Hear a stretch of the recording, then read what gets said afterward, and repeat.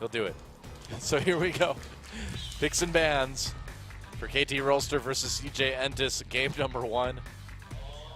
Wow, Kalista banned out actually on the blue side, something that we rarely see. I wonder what this means. Maybe priority on a jungle pick Well, first? you would have thought that CJ would ban the Kalista eventually, though, so why go ahead and first ban that if you can rely on your opponents to just take it out for you? There's a Maokai against Shy. I think they're just trying to set it up for a jungle pick for score, it seems like. Either a Rek'Sai or a Grungle, perhaps. Yeah, but the question is, how far does CJ Entus want to ban junglers right here? Because if they don't leave 2 good junglers up, that Ambition might have to fall back onto a different pick. So I think that's the idea, right? I mean, this match is very much a battle of junglers, among other things. They're going to ban the Alistar against Fixer. Maybe it's setting up for a Bard first pick. Maybe KT bans Thresh here, actually, just because they may not want to first pick that champion, even though Fixer and Mad Light both very good at it. To prevent CJ from taking the Thresh. You ban Thresh in the first round of the draft on red side. You ban Thresh and then you first pick Ashe. That's what you Nailed it. Nope, Azir actually. Oh, okay. Which is interesting because both Nagna and Coco are very good Azir players. KT certainly has a specific plan. There's a Cassiopeia ban. So what is this first pick going to be? What does KT set themselves up for here? Thing is, you can just ban that Maokai first and wait for the enemy. So they first pick the Gragas. Yeah, so it is going to be a jungle first pick. So I don't really get the Kalista ban on blue side. I don't think that actually did much of anything at all. Unless they were 100% sure that CJ was not going to ban Kalista. And the Gnar wouldn't be too surprising. Of course, that's going to make it difficult for Someday to take Hecarim and may force Someday onto something like Rumble in that case. So Gnar Thresh, I think, likely going to be the first picks in this particular draft. The Thresh is a high priority champion between both of these 2 teams. There was a time where Shy just plain old refused to play Gnar, but times have changed. He decided that that was going to change after Gnar's nerfs in the playoffs, weirdly enough. Mind games, Monte Cristo. Mind games. Oh, okay, they're going to grab the Rek'Sai as well, too. So CJ not wanting to reveal a lot early on, it looks like, with these first 2 picks. I don't know. I think the Gnar is the better pick right now. The Rek'Sai, I suppose, could outside chance be taken by KT for a top lane pick, which has been known to happen from time to time if they really wanted to hard deny Ambition. So maybe they're slightly sensitive to that. Maybe they are worried that it's a support Gragas, and so they need to take the jungle pick right away. At least it was a thing for a short time, you know? Yeah, it was. We got a week or 2 of support Gragas in the world of League of Legends. We did. We needed more, though. I would be very interested to see Gragas flex between support and jungle like that. Nagna just going to commit to the LeBlanc early on. All right. A bit bold, but we'll see how CJ responds. I mean, Urgot's still available. They can really easy just go into a tanky comp here. So against Anarchy, Coco played Jace into LeBlanc intentionally. So that's something that could come out again. Coco obviously feels comfortable with that matchup. He got chunked out pretty hard early on, but in the later stages of the laning phase, he was actually trading pretty well. He could also take the Kassadin here. That's definitely a viable pick. Seems like Jace would have a hard time escaping in lane from Gragas and Nautilus if they went roaming, though. Well, most champions would. But Jace especially, man. Kassadin actually has an even harder time escaping the Nautilus Gragas rolling because he doesn't have a knockback to save himself. True. And will we see this Varus maybe for space? That would be interesting. No. Oh, well. I like Varus. I actually enjoy playing him. He's not that good, but I like it. Kassadin and Gnar. So saving that AD carry pick, actually picking both solo lanes in one go on the red side. So KT has a chance here to... I don't know what they're going to play in the top lane now unless it's Rumble. They can take Rumble Sivir here, and they'll be in a good situation. They definitely don't want to give Sivir to CJ, so I agree with them locking it in right away. I think Rumble Sivir would be a very strong composition. But it's going to be the top Yasuo All right, I guess it could be top LeBlanc too, but So something about Sunday. He does this sometimes. he does do this. He's known for playing top Riven in solo queue. And sometimes Sunday will just do things like play top Riven in the finals against the KT Arrows for seemingly no reason. He has this history of like oddball top lane picks that he pulls out I like it. at seemingly random times. So he must think that this is going to be a really good counter matchup to the Gnar. I don't know anything about this matchup, so I can't really comment on it. I think it would be difficult to stop what the Gnar is throwing at you, especially if he all-ins you in the Mega Gnar form with the Yasuo. Yeah. But maybe you can bully him out early on. And if this, I love the Urgot pick here because it's one less target for the Yasuo to go after once you get that Frozen Heart. And you could just ult the Yasuo too. And Yasuo is so squishy right now that you could just kill him. So that may force Yasuo into getting a QSS, which is really not what you want to do on that champion. So yeah. I don't know about this. I think it's going to be really hard for Yasuo to get any sort of meaningful damage done onto CJ. yeah, this composition is extraordinarily difficult for Yasuo. So unless they get a massive early lead, but hearkening back to the match that Jinier played last week, GBM had really good Yasuo roams, moving into the side lanes, picking up kills. He got pretty fed in the early game, and even with that advantage, he did almost nothing in the late game. And they kind of won in spite of him as opposed to him really helping, even though he did have good Yasuo play. There are a lot less roaming opportunities for a top lane Yasuo as well, too. Well, so at least you have teleport, so you have that going for you. But you don't have that many knockups right here. You're relying on Nautilus and Gragas, really.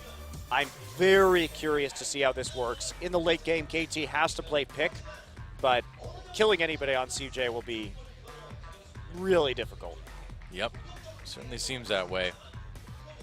So KT Rolster having their work cut out for them. An interesting composition coming into game number 1.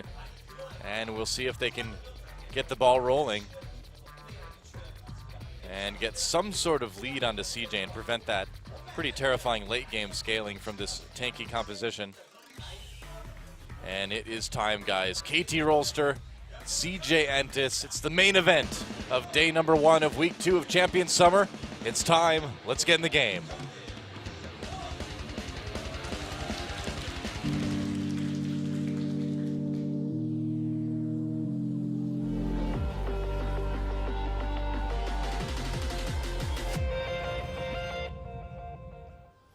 All right, welcome to Summoner's Rift KT versus CJ Entus.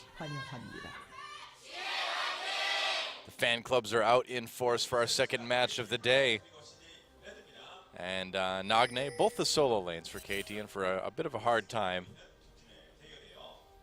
Lots of roaming capability from both of our mid laners, so this could be pretty dynamic in terms of teleport play.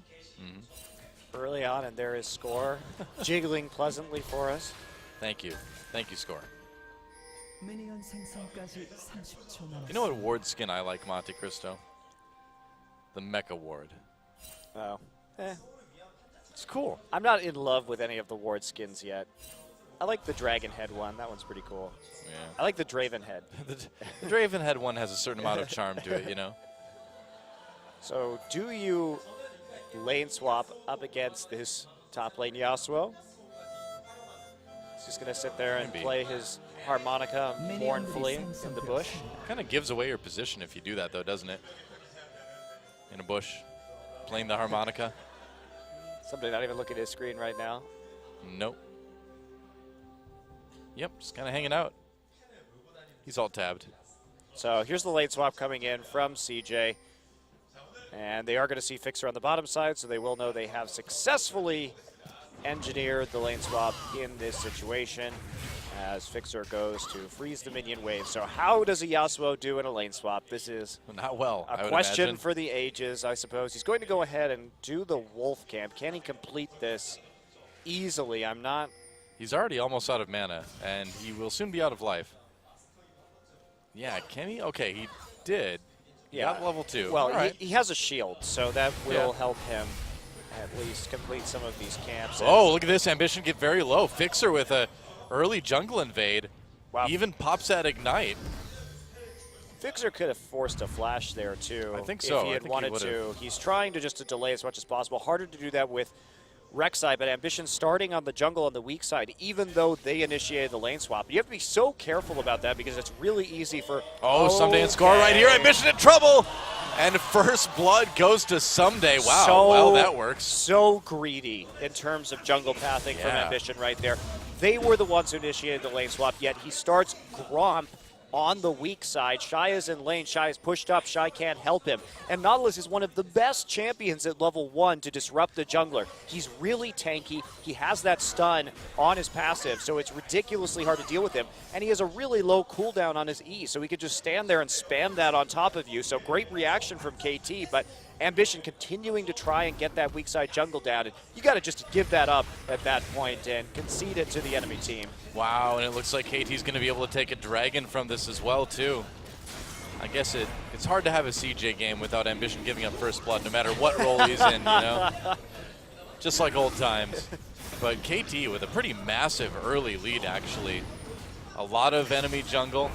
First blood onto your top lane Yasuo, and now a dragon as well, too. I mean, they are positioned about as well as you could possibly be going into this, so it really is on KT to keep this going now. Yeah, Someday, too, actually did get some decent experience from that. He'll be able to TP into the top side now that they see Mad Life in the bottom lane, and perhaps get some CS right there as we check out some win rates here. And Space's Urgot has been one of the best Urgots in Korea. Just thinking back to how he played it against SK Telecom recently when he was just snagging Hecarim out of all those home guard teleport engages onto the flank. And that was very cool to see. Yeah, it's one of Space's best champions for sure. Yep. As we can see with that impressive 80% win rate. But KT also is a team that when they started their rise towards the end of spring, they did it with Sivir. Sivir was such a priority to their hard engaged style of composition where they really dove you heavily in the mid game. You know, Yasuo fits with that too. You know, you can dive in just the same as you can with a lot of other top lane champs. So KT, you know, sticking with what works just in a little bit of an unorthodox way. Yeah, getting this advantage too is going to be really helpful, even though he just has the Avarice Blade right now. That's going to help snowball him with that additional gold that he gets from that item. Very helpful tool for him to have this early on in the laning phase. That is a great pickup. Somebody doesn't seem to be having too much trouble farming. He is doing a very good job of denying CS to Space as well, too. How do you hit Yasuo with the corrosive charge here? He's just going to dash straight through it, and if he gets hit by a Q from Urgot, it'll absorb his shield. So he's going to do pretty well in this 1v1, I would think, especially since he didn't get denied at levels early on. Score looks for an opportunity right there, isn't going to commit, just pops right through the Baron Pit and will be seen on the Scuttle Crab, which was already taken. You know, if Urgot Ambition. I mean, if Urgot does lock onto you too, you just throw up the wind wall and then you kind of negate the whole point of it. So it's a good counter in that 1v1. All right, Mad Life lurking in the tri-brush. Arrow intelligently moving away from the possibility of any death sentences. And doing a good amount of damage to Shy in the process as well, too. A lot of damage to Shy. Boomerang blades. Yeah. And Arrow just continuing pushing. They want this turret too. KT trying to press their advantage as hard as they can. They got that early dragon. Maybe they can get this tower. Shy's TP's back up, so he's going to get underneath turret again pretty quickly. Oh, is he just going to get dove, though? Well, he's almost Mega Gnar. They know he's there now, but he has no ult at level 5, so they're just going to deny him off the turret. They do know there's a ward in that tri-brush, but don't go to clear it. And here we go. Someday running away from Ambition. Yeah, not really in a position to fight anyone per se. So he does need to be careful there. That bottom lane turret already taking a lot of damage. Shy trying to save it, but KT will probably be able to kill it pretty quickly and then just send their duo top, I suppose, right? Well, yeah. And CJ's lack of presence in this game is really problematic because if we look at it, KT, as a result of that first blood, were able to get Someday into lane with in a really nice position. And he's kept up in levels, and he's kept up in CS with Shy. But the difference is that KT has been pushing instead of freezing this entire time. So they got so much damage down onto the bottom tower, and they got the dragon early. This is going very, very well for KT Rolster. Yeah. And they're playing it out nicely also. They're using Sivir's wave clear compared to Urgot's early. Urgot's going to have to go back and buy that tier and be in a power trough. If they can get some more gold from that turret onto Arrow, it can all add up to a pretty substantial early snowball for KT. I mean, by taking the first dragon so early, they will have that opportunity for the second dragon kind of right when Urgot is in that power trough too. So they might as well have guaranteed themselves a second dragon too. And how's CJ going to fight that? They have no wave clear with this composition, and what KT should be doing is what they are doing, which is just fast pushing. I mean, Urgot, Kassadin, you're not stopping a fast push coming in. So KT has to be focused on these early turrets. Coco's also going to be going for a scaling item with the Rod of Ages. There's just in terms of power spikes, KT's going to have a huge advantage at the next dragon fight someday. Now, just getting a deep ward in. Yep. Certainly having no issues with CSing at all. A little bit ahead of Shy. And everyone's there to just kind of protect Coco. Flay on the someday there. He's trying to set up that ult onto Coco with the tornado, but back off for the moment at least. Not going to dive the turret or do anything too hasty at this point in time. But there you go. Coco trying to deal with some of these minion waves in the mid lane, and it's like Someday just wants to head back to the top side. They're going to have TP advantage for this next fight as well. Right. Well, I mean, there's no reason why Someday needs to go and hunt for kills right now. He's got that nice lead. He can just sort of hold his own turret, keep that pushed up as much as he can, I suppose. Dragon up in less than a minute, though. Yeah, but KT, again, you know, that teleport advantage just means so much right now. Yeah, it's going to be a very small timing window. So if CJ can delay it for another 30 seconds, looks like, then maybe that TP will come back up and they'll be able to actually contest it. But again, no Rod of Ages yet. Tier pickaxe compared to BF Sword. This is not really a battle that CJ's equipped to fight at this stage of the game unless they really catch somebody out. Now, it looked like Someday was trying to wait for Meganar to end to go in onto Shy there and maybe chunk him out enough to give it an easy dragon. Does a little bit of damage. He went in maybe a bit too early before Meganar ended. Not opting to use that ult just yet. No, he needs to save it for the dragon right fight, now. He successfully did a lot of damage to Shy, though. Yeah, hits him with the tornado in the end, and he can just back off right now, threaten the teleport. Tons of wards already set up for KT. Got vision absolutely everywhere. Scuttle Crab in favor of CJ, but that's all the information they have. Ambition also topside. They're just going to have to give this one up.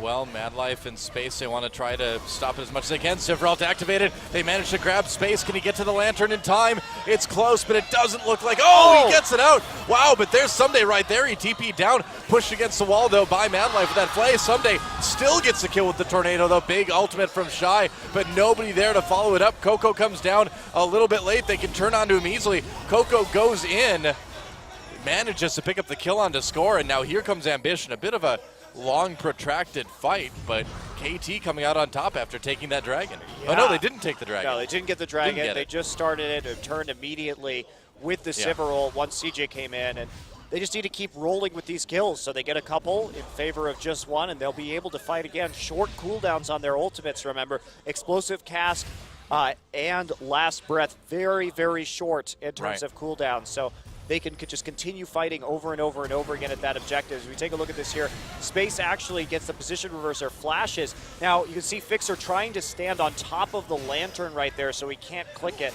And nice then, tornado. Yeah, the tornado sets up the kill right there, and he gets the ult. That was a beautiful play from Someday, but they were all actually way too close to the wall right there. So Shy managing to get an ult off that hits 4 people. That was a bit of a positional error, but Someday, man, what a great tornado. No kidding. The accuracy to hit something like that during a fight is pretty impressive. They're in the middle of being CC'd by a bunch of people. Someday going Giant's Belt. Wow, okay. Huh. I don't know what he's doing. Maybe Randuin's, maybe? Yeah, perhaps. Score goes in onto Mad Life. There's Space fighting out with Someday. They blocked a little bit of action from the wind wall. There's the Last Breath. Someday with another kill. Well, that's the thing. Yasuo is working out pretty well. Shy and Space don't have their ults up yet. Space's ult just came back up, so that's the advantage of fighting around these short cooldowns and using this composition to just fight over and over and over again. It's very empowering for Yasuo and Gragas. Yeah, and it looks like KT should be able to take the second dragon now. And LeBlanc, too. Really short ult cooldowns on the 3 players in the top side of the map. Right.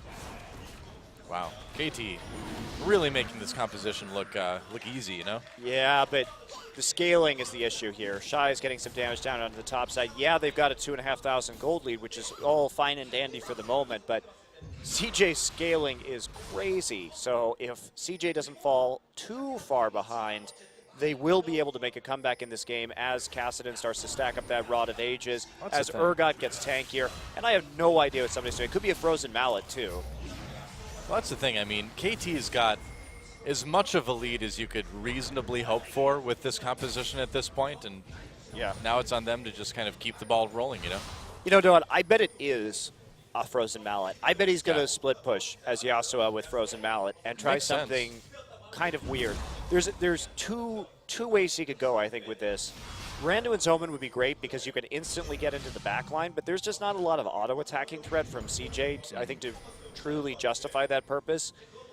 And Frozen Mallet, who's going to stop his split push? Right. That's really a problematic item. 3 members of KT moving down against the 3 members of CJ here in the spot lane just to protect that turret. Top in danger for CJ. Crew. That's right, here we go. Nagne's score right there, dodging that death sentence someday. Just clearing the wave and backing out. Nagne's going to get poked a bit by space, I suppose. Yeah, that could have turned into a 4 versus 3 pretty quickly with Kassadin, and they knew that Arrow and Fixer were going to take this. So what they did right there was they forced Coco to move into the bottom side, were able to successfully defend their turret. Still almost no damage on that because of the very low wave clear on CJ Entus. How's mid look right now? I guess we'll have to wait, won't we? I guess we will. It is a pause. Uh-oh. And that is a Problems. Someday. Problems right now with Someday's computer. Is Someday wearing those frames without lenses in them? Oh. Is he guilty of that, Doa? You know what I like to do? Because it's really popular here in Korea to wear those frames, the frames without lenses. Is when I'm talking to the person, I just slowly reach up, hook my finger through one of them, and slowly pull them off their face. It's what else are you supposed to do, you know?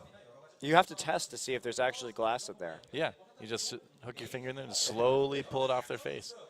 I can't tell if there are glasses in there. Wait. I think there's lenses. Yeah. Wait. I'm leaning in. It's a small monitor. I'm not really seeing any distortion from where a lens would cause that. Yeah, I'm calling fake. I'm calling fake glasses there. Fake glasses. So Yep. it's also Even the weakest prescription would distort the eye line on the side of the face. I'm not seeing it. Oh, new keyboard. Serious business. That one's retired. retired to the floor. Yep, that's right. I'm looking to replace my mouse pretty soon. The poor thing. It's been. Did you kill it, Doa? It's been used vigorously for years, and it's starting like the left click is freaking out. Where if I like hold it down, it like double clicks really fast. That's what I want my tombstone to say. Used vigorously. Lived a long life, used vigorously. Just take it as you will. A mystery for the History Channel of the future. Well, or for whatever channel does history, because it won't be the History Channel. Who knows? They don't even do history now. Yeah. Like, but Pawn Stars is just no, it's not history. Yeah, you find old stuff. They At a realize pawn shop, but still, guys. they realized that Pawn Stars reality TV was actually even cheaper to produce than just taking historical documentaries and having a voiceover. I mean, how cheap can it? It must be very cheap just to take pictures of World War II and then have It's a way voiceover cheaper. over the top. Dude, if you think about it, doing a reality show, you need to shoot like on-location stuff. You need to pay all those extras, all that crew. You need to pay your talent, right? Because they're even though it's real life, you're still paying to be in it.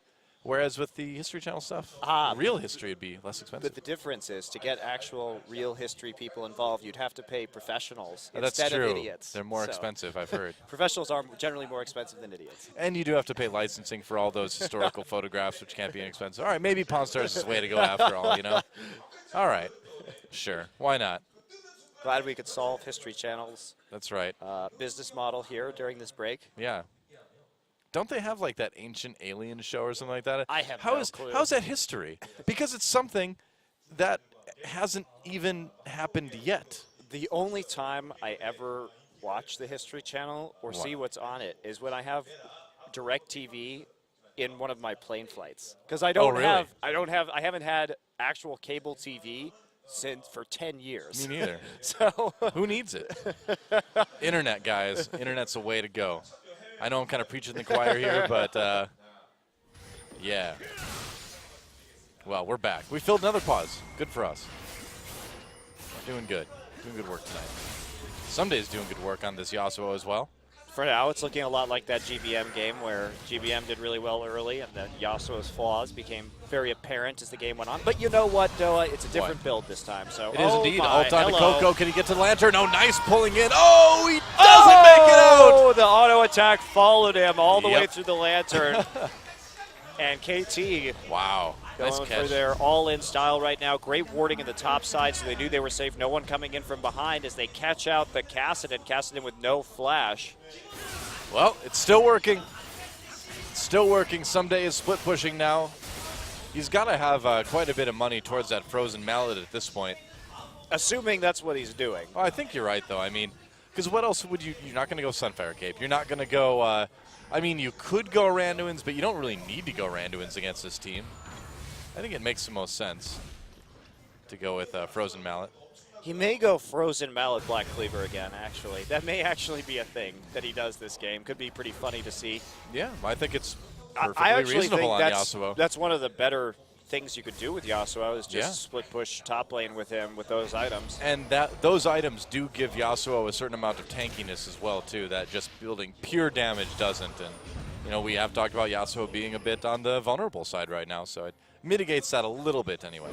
Yeah, the downside to that is you're kind of messing with his kit because he does scale so well with crit. Yeah. But what can you do, though? Oh, Shy totally caught. Not going to make it out there. Ooh. The roaming gang squad is real, but the kidding. problem that CJ is having here is they can't clear waves fast enough to actually put pressure on these turrets. Yeah. So it's giving KT an extraordinary amount of time to roam.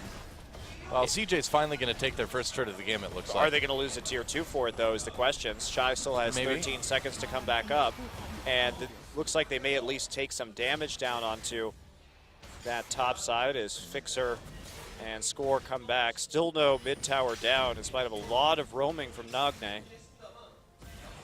Yep. And actually, BF Sword picked up by Sunday now. And looks like he's almost going for IE. So just a Giant's Belt for some extra HP and then into Infinity Edge for Sunday. Why not? So he is going for the big damage ult onto the back line, so not split pushing. At least not yet. No Frozen Heart, rather Frozen Mallet, or Blade of the Ruin King, which are the usual items for a split pushing Yasuo. Yeah, just kind of counting on this Giant's Belt to give him enough tankiness, quote unquote, to sustain his way through the mid game as he builds into kind of higher damage late, I suppose. And we did talk a lot about Yasuo's problem staying alive because he could just get blown up so quickly that having an additional 400 and change HP does make pretty nice difference. Well, I like this build because you've got the crit early on from the static Shiv, and then once you move into kind of those crucial mid-game fights, you've got a little bit of extra health to sustain your way through it. So, seems like a pretty good build. See how it works. So far, so good. Dragon up in 45. Looks like they're going to get the Rift Scuttler as well. Yeah, we'll be seeing many more wards this Dragon. Yeah. Compared to the last one from CJ. Both top laners with their TPs up. Taking a look at that. And only one turret down so far from CJ. To be expected with their composition, though. You pick Kassadin or Urgot, you know you're going to lose your outer ring faster. That's pretty much a given. Yeah. Oh boy, if that hook had hit, maybe CJ would have had a chance. Coco coming in from some damage onto Nagne. KT backing away, Ambition coming in, gets a knock-up only onto Fixer. Damage, nice ult onto Space, knocking up Shy in the process as well too. Big explosive cast, puts his Mad Life back in there. Someday gets into the back lines, but gets taken down very low. Still, they manage to pick up a kill onto Mad Life. And whoa, KT is very low right now, but some kills come in for Nagne, and KT able to barely clean up that fight. Nagne, there's the flash distortion. Yep. Triple kill for Nagne. They're going to secure that dragon as well, it looks like. And we saw KT get so low there, but in the end, Yasuo and LeBlanc had just enough damage to make it work. And yeah, the Yasuo is working this game, but it's been so much more about KT punishing Ambition. If we think back to how this game played out, the punish that they got from Ambition's pathing and Ambition giving up that first blood, the fact that they were able to put so much pressure on the first tower because of it, thereby accelerating the tower game for themselves, the fact that they were able to get that first dragon so early and then fight repeatedly in CJ's power trough before we see the Muramana finished onto space, before this Rod of Ages really kicks into gear right here. So I think that if Someday had picked any top laner, we would be seeing a pretty strong performance. For me, it's much more about the way KT played this game, and they're not even going to go for the dragon now. I guess that's weird. Well, yeah, I thought they were going to take it right away, but they're going to give this one up to CJ. And yeah, that third dragon is actually important for them because they have to play around that potential fifth dragon stack, and they already had a nice gold lead coming in. So I would say for this particular team composition, better to try and snowball off the dragon than get that tier 2 in the mid lane right away, because you can always dive that later. Right. But very large gold lead now for KT. Yep. Again, it really can't get any better than it is right now for KT. 8,000 gold ahead. And even without that dragon, still in pretty good shape. Looks like they're going to find that pink ward there. But KT, I really like how hard they punished Ambition's first blood. This is, it's not that big of a mistake from Ambition, but they did all the right things to maximize their benefit. Here we go. Fixer gets grabbed. Ambition tossed into the Yasuo out again. Meanwhile, Nagne just blows up Shy. You just cannot get caught by this KT team. There goes another one. Double kill again for Nagne. Fixer in trouble here. Space uses that position reverser. Space getting very low. Another kill comes in for Someday. Yeah, KT has snowballed this quite possibly to a pretty quick end of this game, as they are going to take out this inhibitor turret. Coco and Nagne dueling in the mid lane. Nagne able to escape fairly easily with that distortion. Coco can't quite chase enough right now. I like how they sort of baited this Urgot pick in too from CJ Entus, but you know, CJ I think not with the best draft this game. Well, they got sort of tied up in the idea of counter picking here. I feel like they were trying to pick the Kassadin and the Urgot just to have some preferable lane matchups, but they got overly greedy, and KT was able just to push so incredibly quickly. And here we go, Someday just gonna move on through with that Infinity Edge now. Has Ninja Tabi completed as well. Not really sure why he has Ninja Tabi. I don't know. Doesn't want to get auto-attacked, I guess. He's worried about it. I think Merc Treads would be better here. Oh, knock up on the Coco. Didn't quite get there for the last breath. Actually, the ult wasn't up yet. I'm trying to see. Yeah, it wasn't up. Oh, here we go. Mad Life trapped against the wall. Space in a lot of trouble, too. Can he get to the lantern? Uses the position reverser. Gets himself away from the lantern. Whoops. Oh, Space. Not the time you want to use that. Mad Life's like, no! And this could be a Baron for KT, couldn't it? It very well could. Well. Wow. Well. 16-2 in kills. This Yasuo doing quite well. And KT with this Baron now. I think Fixer has been so good this game. Yeah, definitely. They've all been very good this game, I think. I mean, look at Ambition. He's been part of 14 out of 16 kills. Really been active around the map, so just in general.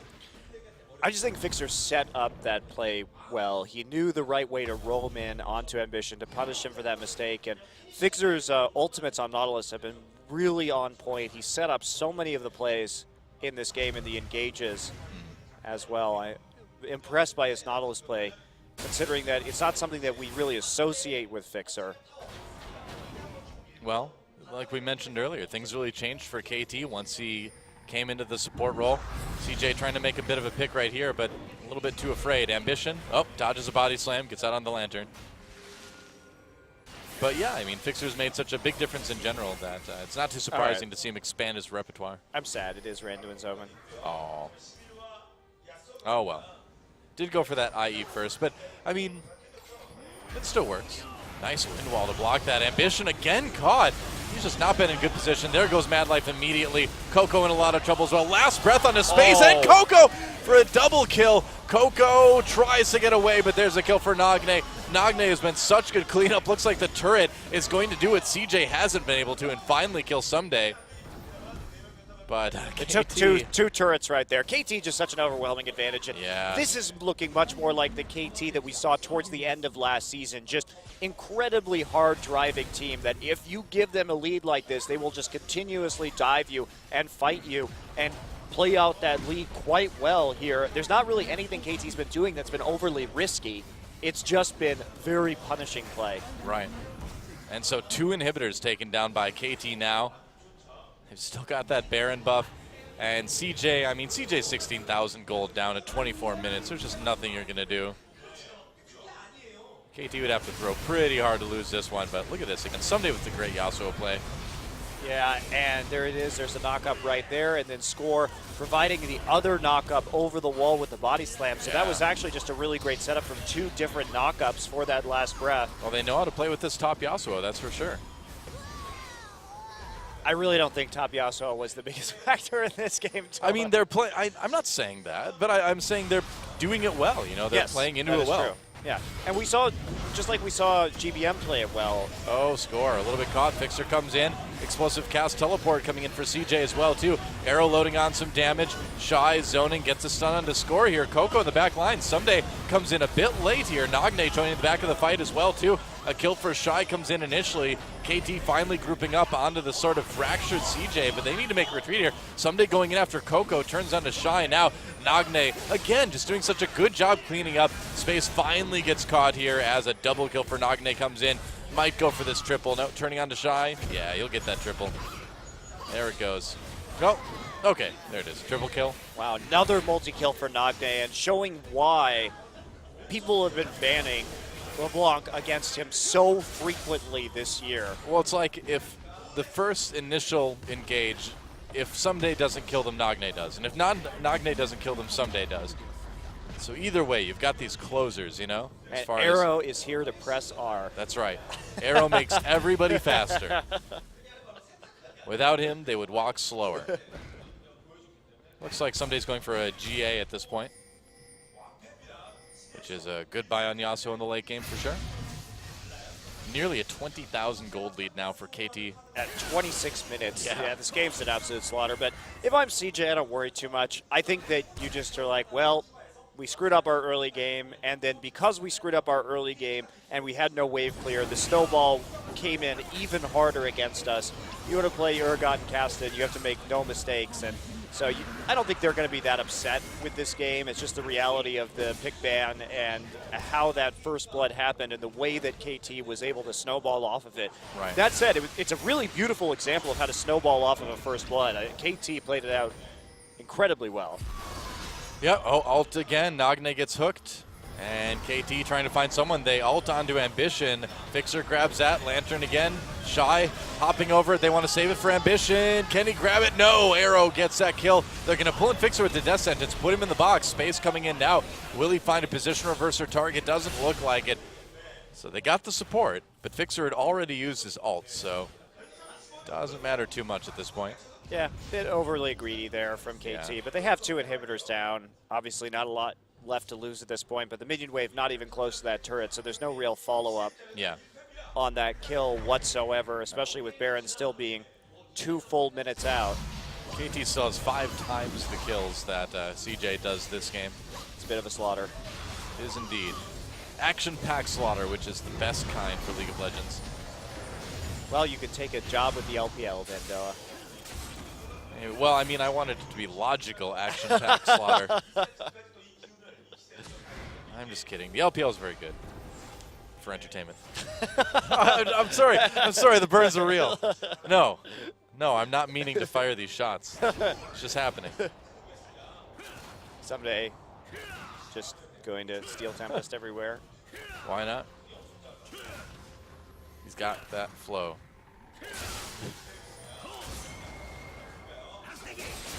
And he's Hasagiing through the minion wave as they slowly now hopefully don't overdive this turret any longer and prolong the massacre that we are currently enduring.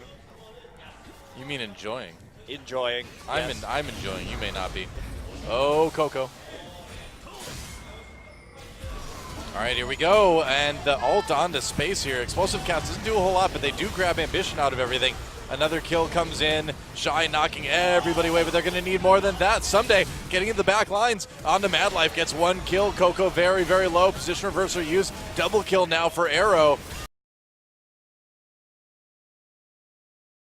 And this game is over. They're just going into the Nexus turrets now, and KT coming in, getting the damage done in the early game and snowballing so well off of that early advantage, making it look easy with a 22,000 gold lead at the end. GG. Yeah, KT ending the game with more kills than minutes just for them. Wow. So, big bloodbath. Double-double for Someday at the end there. Yeah, for KT Rolster. Yeah. And Nagne finishes 13-0-7 as well, so big-time performances. Really good play on the map, and now we've seen KT. They came in, played a very slow-paced game against Samsung, played a very calculated game. This time, up the tempo considerably to what we had seen from them late in the season. And I think if you're CJ, you take away the Sivir now. You say, let's just play wave clear. Let's play this team fighting style that we're so good at. Yeah. They can certainly bounce back from this. I think so too. I think we're going to see a bit slower paced game in game number 2, which I suppose